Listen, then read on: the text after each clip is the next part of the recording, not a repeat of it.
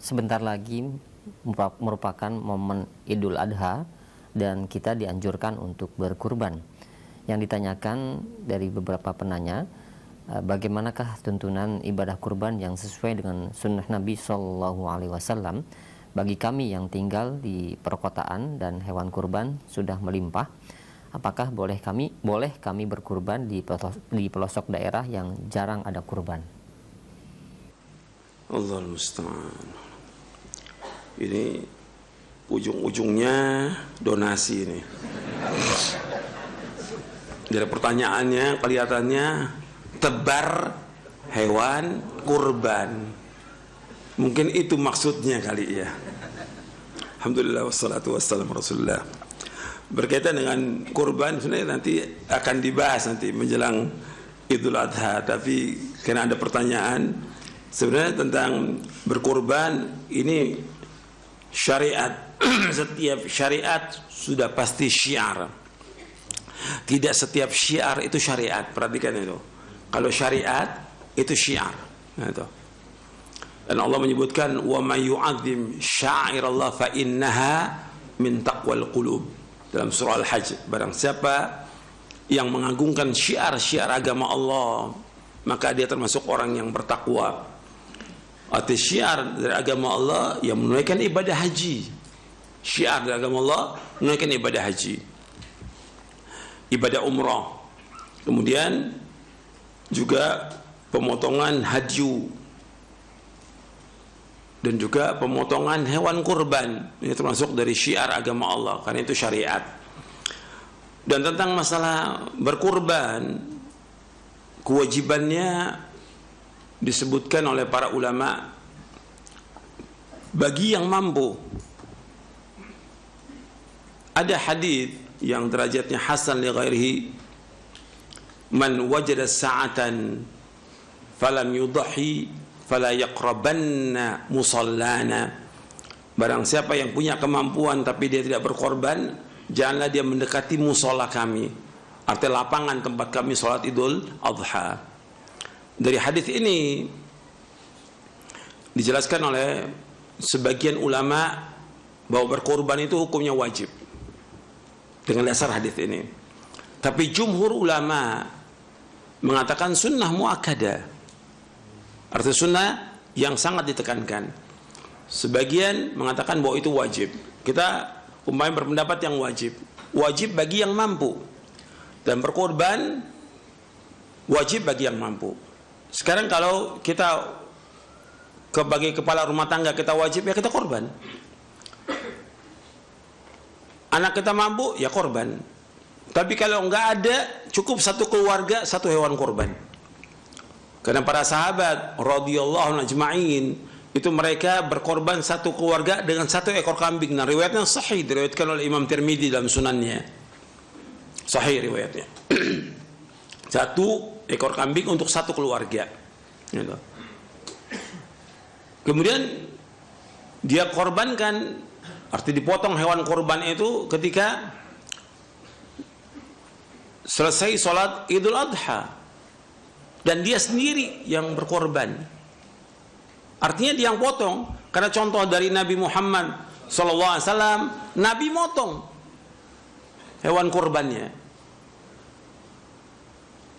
Juga para sahabat juga demikian, motong hewan korbannya. Bahkan ketika banyak, Nabi itu motong, kemudian Nabi nggak mampu untuk meneruskan, Nabi suruh Ali untuk motong. Kemudian yang tukang potong yang lainnya, kata Nabi, jangan berikan apa-apa dari hewan korban itu. Nu'tihi min indina, kami berikan dari kami. Nggak boleh diupah dari kulitnya, kakinya, kepalanya, dagingnya, tidak boleh. Tukang potongnya dari kami. Dan termasuk dari syiar dari agama Islam itu, ya kita saksikan korban itu. Bukan seperti sekarang orang berikan kepada panitia korban, dia sendiri nggak lihat sama sekali, bahkan takut motongnya. Gimana takut motong? Nabi contohkan motong, lihat darahnya. Kalau antum lihat darah kambing takut, gimana mau jihad? Lihat darah kambing takut. Allahul musta'an. Gimana mau jihad itu? Gimana antum takut? Lihat, itu syiar dari agama ini. Dan itu tergantung pada kemampuan dan dilakukan di tempatnya, di daerah yang dia ada di situ. Nah, sekarang ada usaha untuk mengirimkan hewan kurban ke daerah-daerah. Ini perhatikan, kan ini tergantung kepada kemampuan. Jumhur tadi pendapatnya apa? Hukumnya apa? Sunnah muakkadah. Ini kan orang nyari kerjaan ini, tebar hewan kurban. Apa ini antum ingin mengambil apa di sini? Uang siapa? Uang kaum muslimin. Iya kan? Antum ingin menerima amanah dari kaum muslimin. Apa betul tuh antum amanah nantinya? Apa antum salurkan benar? Dan di sana dilaksanakan benar atau tidak? Dan kapan waktunya? Antum saksikan nggak itu? Ini masalah amanah, akan ditanya oleh Allah pada hari kiamat nanti. Masalah uang ini. Ini kaitan dengan masalah apa ini? Donasi. Ini yang ada. Yang berkali-kali saya sampaikan. Antum jangan takalluf. Apa ada kewajiban kita di daerah juga harus makan kambing seperti kita makan kambing? Ada nggak kewajiban? Nggak ada kewajiban sama sekali. Gitu. Kalau pemerintah mau kirimkan hewan korban, itu punya hak untuk itu. Tapi kita ngadakan demikian, nggak? Ini kan kadang-kadang kita ini di belakang kita ada siapa? Ada tukang dagang. Nah, ustadznya mesti jeli, ya. Jangan dibodoh-bodohin sama tukang dagang. Ustadznya dibodoh-bodohin, dikasih baju, udah cukup deh ustadznya. Ceramah, suruh dagang. Jangan. Ini jangan, di belakang kita jangan ada tukang dagang. Ayo, tebar hewan kurban. Kenapa? Di belakang tukang dagang. Dagang kambing, dagang sapi, dagang segala. Nggak boleh kita seperti itu. Kita dagang-dagang aja. Orang beli untuk korban dia di tempat itu. Adapun daerah, kalau daerah itu ada yang mampu korban-korban, nggak ada yang mampu, nggak ada masalah. Nggak ada kewajiban kita untuk mengirimkan hewan kurban ke sana. Perhatikan, ini banyak yang salah paham yang seperti ini. Antum takalluf. Ketika antum terima uangnya, benar nggak antum belikan hewan itu? Antum lihat nggak cacat atau tidak hewan itu? Sampai apa tidak ke tempat itu? Dan dilaksanakan atau tidak sesuai dengan sunnah? Ini bukan masalah kecil, masalah besar. Akan ditanya Allah pada hari kiamat nanti. Antum jangan takalluf. Yang terbaik, antum nih yang ngomong-ngomong tebar hewan kurban, antum korbannya dulu deh. Antum korban deh. Buat antum, buat istri antum, buat anak antum, udah antum korban. Udah, antum potong sendiri, antum bagikan kepada kaum muslimin. Itu syiar di situ. Tapi jangan sibuk dengan sumbangan hewan antum nggak ada kewajiban sama sekali, nggak ada kewajiban. Dan juga nggak ada contoh salaf. Mana ada contoh salaf? Oh, kirimkan hewan korban, bawa nih hewan korban untuk daerah Mesir, daerah Syam, daerah ini, nggak ada. Masing-masing aja di daerahnya. Oh, mereka daerah miskin, nggak ada masalah. Mereka nggak kurban. Mereka nggak makan kambing juga nggak mati. Mereka nggak makan sapi juga nggak mati, gitu.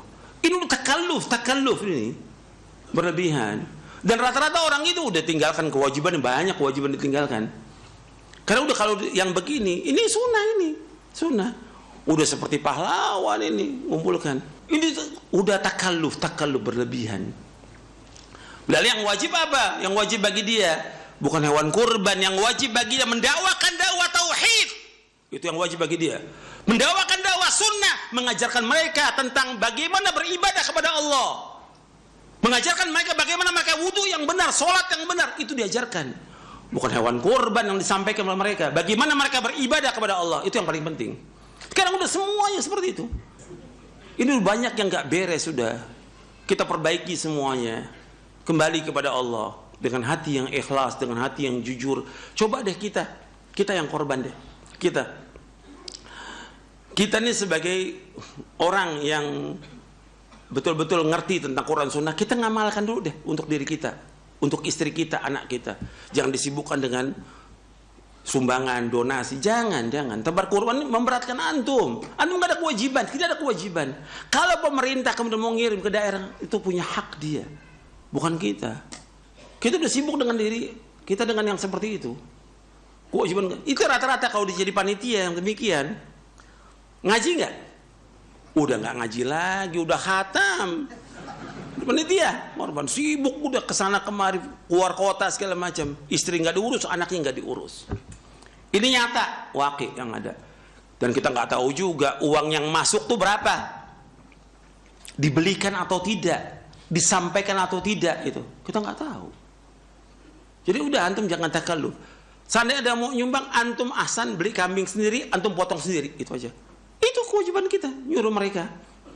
Jangan antum kemudian terima uang orang. Apa antum nggak ditanya? 1000 perak akan ditanya di hari kiamat nanti uang itu.